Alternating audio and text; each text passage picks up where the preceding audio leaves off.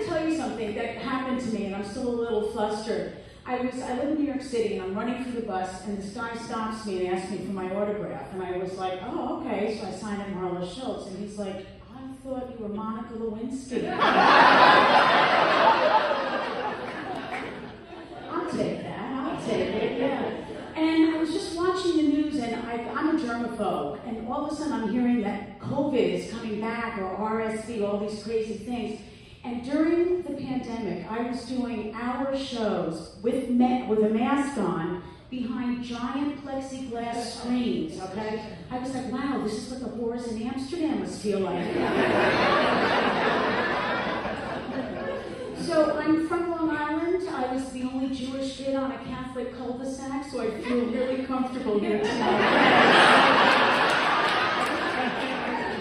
Crazy family. My mom thought she was very spiritual, had this mantra. I'm tired of being a fireman in this family, putting out fires between you and your father, you and your brother, you and your sister. I am tired of being the fireman. I'm like, Mom, you're not the fireman, you're the arsonist.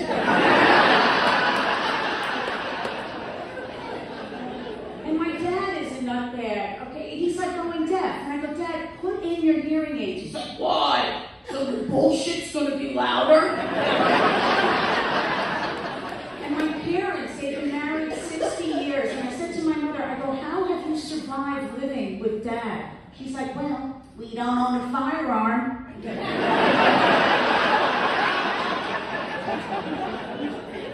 And I was visiting, and just to give you a little snapshot of what it was like, so I'm visiting. My mother says, Can you go upstairs and get me my glasses? I left them on the nightstand. so I run upstairs, I grab them, and on my dad's nightstand is this giant Costco cookie. And I bring it downstairs, I go, Mom, Dad's got diabetes. If he eats this, he's gonna die. Put it back!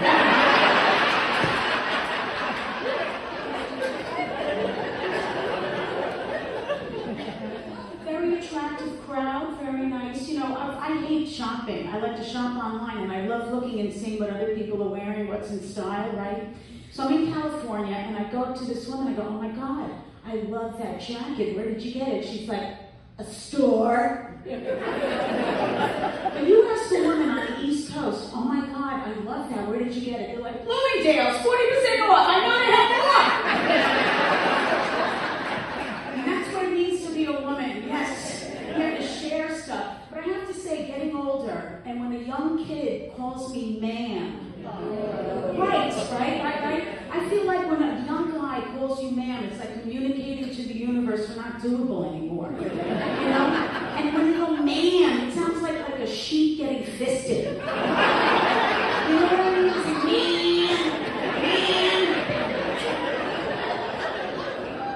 So, a couple of weeks ago, I'm in the city, I'm walking my dog, and this kid goes, excuse me, ma'am. And I go, what? He goes, you are too hot to be walking around with bird shit on the back of your jacket. You can call me ma'am. So I live in New York City. I'm celebrating my 10-year wedding anniversary. Yep. I married a man who identifies as one. And he's a little older, right? And he gets up a lot. So, like last week, I panicked because he got up and I heard this thud. And I was like, oh my God, I'm rich. We survived. And I moved in with him, and we live in New York City by all the major hospitals, like the Upper East Side. Does this mean anything to you? Connecticut people? Yeah, okay. So when I first moved in, I go, why did you pick this area? I call it Bedpan Alley, basically. I mean, it's all the hospitals. So I said, why did you pick this area? He's like, are you kidding? New York Presbyterian Hospital for Special Surgery. And then we got the Jane Moynihan Center for Gastrointestinal Diseases. It's like, who needs an ambulance when you got a luggage cart? And it's kind of working out, because it's very convenient. I feel like my social life has become me going to the doctor. I don't know if anybody else has experienced this. It's like, it was a month. It's been a month. My hand just seized seized up like this. And I went to the hand guy. And he goes, have you been doing any repetitive motions? And I said, well, it's my husband's birthday month. And I mean, it's a good thing I'm Jewish, because otherwise I'd have lockjaw. Like, happy girls. And then I went to my gyno for the annual, and she's talking to me. She goes, you know, Marla, you're at the age where sex can be painful. Are you having painful sex? And I go, funny you should ask. With my husband, yes. My boyfriend, You know, we were having pillow talk. You know, we were hanging out, and he says to me, if you could be with anybody, who would it be? George Clooney? And I said, does he do colonoscopies? And my husband's like, what are you talking about? I said, I would want to bang my gastroenterologist. If I could have a colonoscopy every month, I would. This guy is so smoking hot. So hot, okay? And I had a colonoscopy, and I'm kind of embarrassed to tell you this, but as I was going under, okay, I told him I loved him, and I was allowing him to do things to me my husband only dreams about. And I got caught up on sexual harassment charges. Essentially, I was canceled from the office. Oh, gosh. So it's, I love to travel. I love traveling. I was just in Los Angeles, and it took about 14 hours to get back. 14 hours. I mean, air traffic is insane, isn't it? It's crazy. 14 hours, we were on the runway for 6 hours. Yeah. Finally, the flight attendant gets on. She's like, attention, ladies and gentlemen. Good news, we are 12th in line for takeoff. Bad news is we can't serve any snacks because a fellow passenger on board has a peanut allergy, and we don't have enough buffer zone. This big Long Island guy next to you is like, Jesus Christ! Are you kidding me? What, does everybody have a peanut allergy nowadays? Enough buffer zone. It sounds like an extra on a porn film. Hey, Chad's balls are shiny. We need enough buffer stats. Then there was the most obnoxious woman. She was on speakerphone for like 2 hours. She had these 5 bratty kids, pandemonium, and she's like, la la la la la la la. And the kids start going off. She's like, Mommy, I want to get off the plane. Mommy, I'm hungry. I thought my ears were going to bleed. I don't have a sensor, internal voice. And I look at the kid and I go, kid, shut up. We all want to get off the plane. Do you have children? I said, yeah, I've got kids, and I'm smart enough to know not to fly with them. But looking at your face, I bet they have mental illness. Finance me's like, you're not going to let her get away with it, right? I said, I'm from Long Island. So I look at her and I go, excuse me. Yeah, I got mental illness. I got, attention deficit disorder, depression, anxiety. And I mean, everybody else is. I mean, the whole world is blowing up. Let me ask you, is that the example you want to set for your 5 little retards? That was a good one. I'm sorry, I'm from Long Island. I still use that word. Okay, cancel me. I've never called anybody that, but it's a great word. You can kiss my ass if you don't think so. But everything, you know what, it's like the PC stuff, it makes me kind of nuts. I was in Pilates, okay, and the instructor was like, okay, ladies, everybody suggests it Indian style. Oops, can't say that, it's crisscross applesauce. That sounds like a vaginal yeast infection to me. Call me crazy, right? So, being in Los Angeles, I did a TV show and I needed a shirt. So I walk into a store, okay, and the shop girl was as skinny as this pole. All the fat was sucked out of her ass and was right here in her lips. So when she hit the cash register, she looked like one of those fake birds that used to drink out of the glass. Remember that? Those party favors? So I said, have it in a large? She was like, oh.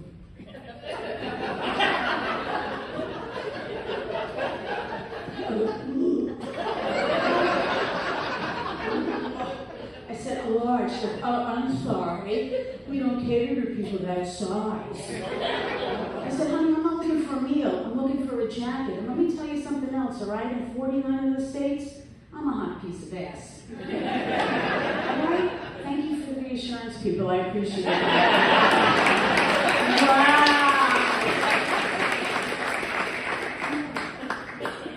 Wowie, wow, wow, wow. I love to travel. We got travelers here. We got some travelers overseas.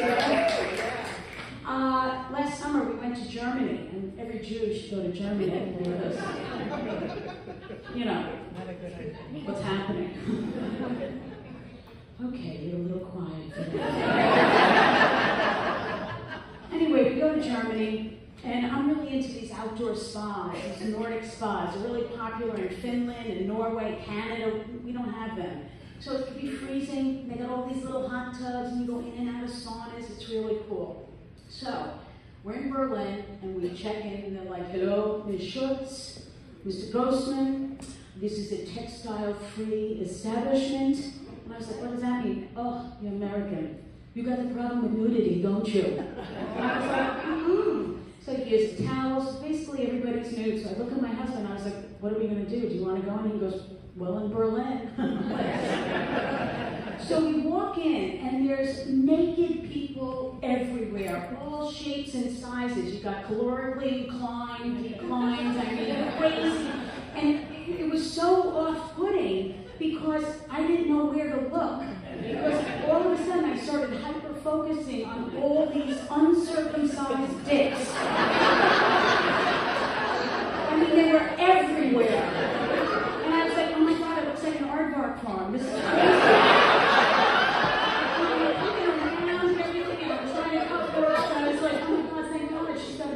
Than I do.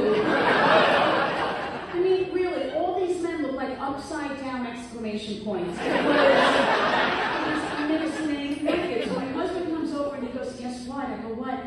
He goes, that woman is checking me out. I said, well, it's probably because she's never seen a captain with his hat on.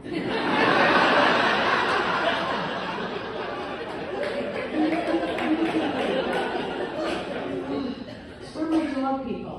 Not my dog people. What kind of dog do you have? Bulldog. Very nice. You know, people start looking like their dogs. Yeah. Do people say that to you? I can see. Not to your face. Okay. No, dogs are great. I grew up with a family dog. In fact, my dad loved the dog more than his kids. And just to prove the point, we went to a dog park, all right? And we had a Portuguese water dog, and I'll tell you about that. But so we're at the dog park, the dog takes off and comes upon this like pit bull, and all of a sudden, his name is Sherman, he goes down like this. The pit bull lifts his leg and pees on Sherman's head. Yeah, the owner comes running over and she's like, oh my God, I'm so sorry, I've never seen a dog with such low self-esteem. And I look at my dad, I was like, Dad, it's like all the rage. I go, Dad, you fuck up 3 kids and you're fucking up the dog too?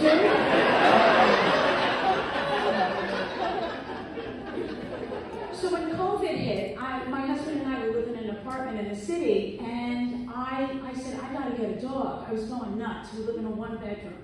And it's also a no pet building. Can you imagine? So I had to go get a note, and I went to my shrink, and I go, look, I want a dog, no pet building, don't you need PTSD or something? He's like, Marla, you have 3 diagnostic codes, pick one.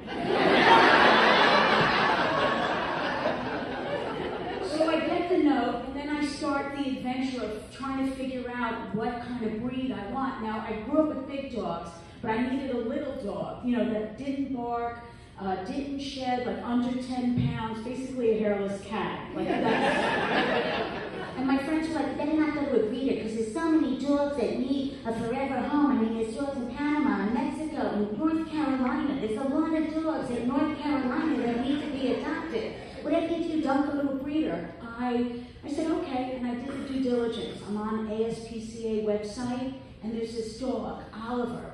He's white. He looks like he's 10 pounds, so I call up and I was like, hi, is, Oliver's still available? Tell me about it. She goes, oh, Oliver, he's such a wonderful, wonderful boy, and he's looking for his forever home. I go, well, tell me about him. Well, Oliver, he's anywhere between the ages of 8 and 15. He's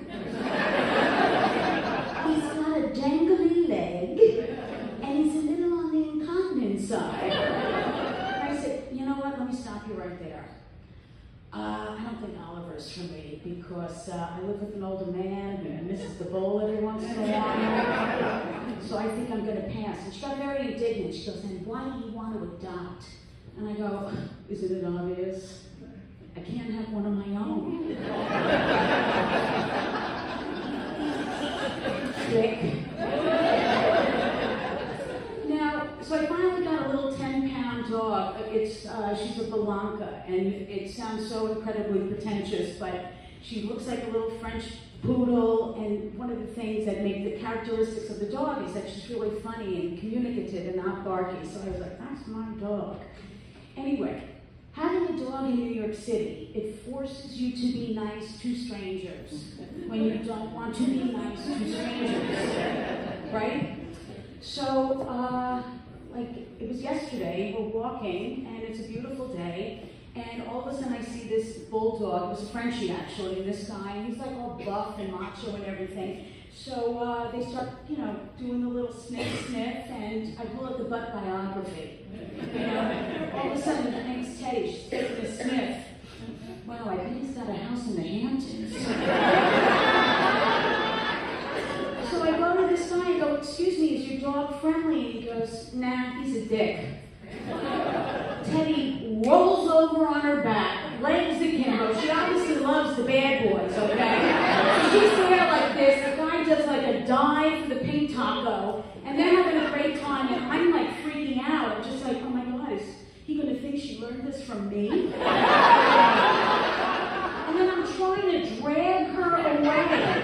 I'm like pulling her, and she's not having anything. And the guy looks at me, and he gives me the chin, he goes, see you around. I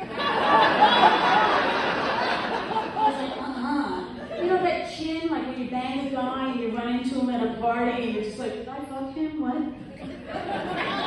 Okay, just me. Thank you for that. Thank you. My building is so snotty. It's unbelievable how unfriendly some of the people are on the Upper East Side.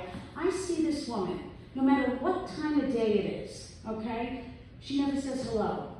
And it can be just the two of us. Never says, I don't know why it bothers me, but it just bugs the shit out of me, okay? So I had a friend in, it was like a Saturday night, and we were, we had a couple of cocktails, we're tipsy, we get into the elevator, and who gets in but this woman and her husband? And I look at her and I was like, hey.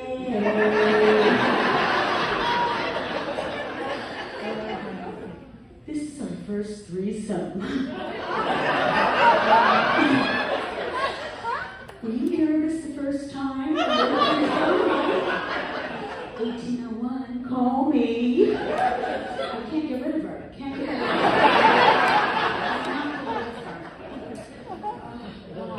I was up in Massachusetts, and there were wild turkeys all over the place. I don't know, they're the ugliest, nastiest, scariest birds I've ever seen in my life, because I got chased by a pack or a peck or whatever the fuck you call it.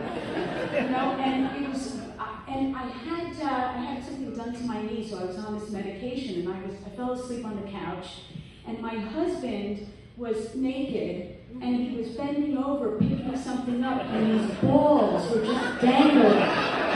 I woke up and I was like,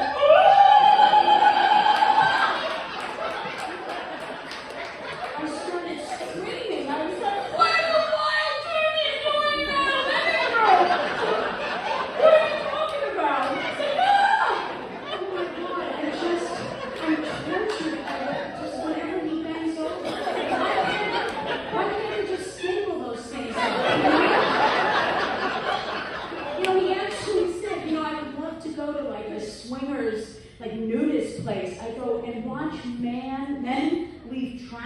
stand as they walk down the walls? I don't think so. I don't think so. Who's been married like, 100 years? Anybody? 50, 60? Yeah? So what's the secret for you? I let him go on his own vacation. That is the smartest thing in the world. Because then you have to be really excited when they come back,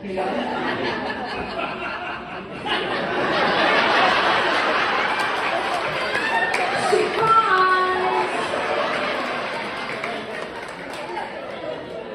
I think when the couples travel, I think that's the best thing. I don't know if women, I don't know if you guys experience this, but I don't know what it is. My husband will not wipe up a spill. He just leaves it. He just leaves it. It's like there's a disconnect. And I said, why aren't you going to wipe up your spill? He goes, it will evaporate. So last night, he takes out the garbage and he comes in and he goes, hey, I took out the garbage. Look what popped up. Well, it evaporated.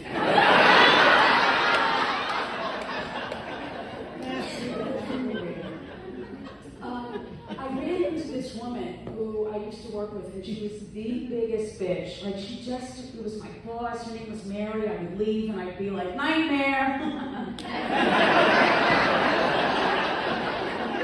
And she would, I'll never forget, she calls me into her office, and she goes, Marla, in 5 years, like, where do you see yourself? I go, not in your chair. Anyway, I run into her, and she goes, oh my God, Marla Schultz, wow, you lost a ton of weight. And I was like, I got really insecure. I was like, yeah, I lost 30 pounds. I'm wearing a size 8 in the Gap. She's like, the Gap? They cut big. You think you're going to be able to keep it off this time? I said, well, if I keep banging your husband, I will.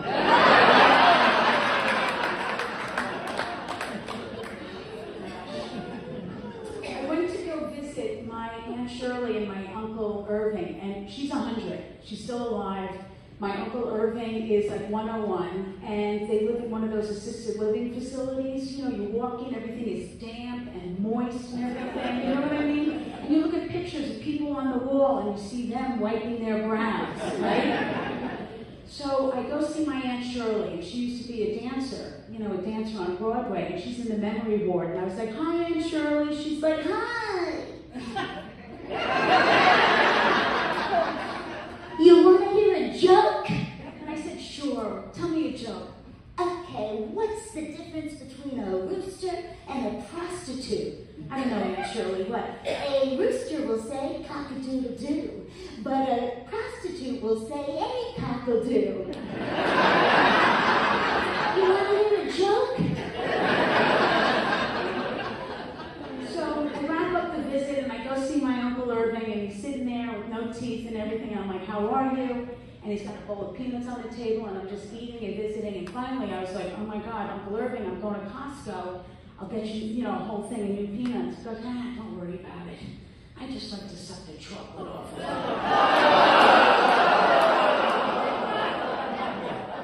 That's how I lost 30 pounds.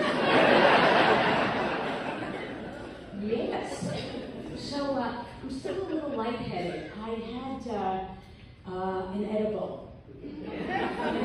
Anybody edibles? They're cool. I would think, very button-up Connecticut. You don't want your neighbors to know that you're stoners. But thanks for proving me wrong. That's awesome. So I used to smoke pot. I had the bong, just everything. We'd roll the joints. And my friend gives me this piece, and it's remember the chunky chocolate bars? Or like a king-size Hershey bar? I broke off if I broke off a corner and just have a little bit, I'm not like, oh, I'm satisfied, and then I put it away, right? I binge on the whole thing, okay? The reason why I'm telling you that, so my girlfriend gives it to me, and she goes, whatever you do, don't eat it all at once. I was like, okay. I put it in my Let's Make a Deal bag. It's got everything. I could be MacGyver, all in my bag. I'm on Long Island. I'm going to see my family on Long Island, and I jump on the Long Island Railroad, digging through the bag. I was so hungry, and I was like, I used to smoke pot. And the inside voice was like, you know, you better not eat the whole thing. And I was like, shut the fuck up. I used to smoke pot. So I like pop the whole thing in my mouth, thinking I'm not feeling anything. We go under the East River. We start coming up, and next thing you know, I'm like peeking.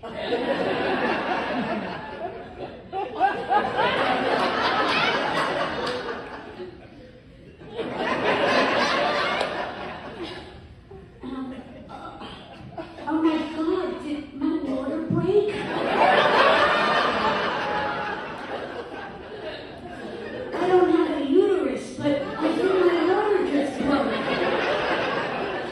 It's a packed train, it's Friday, it's rush hour. The conductor was like, tickets, everybody, I need your tickets. He comes up to me and he's like, ma'am, ticket.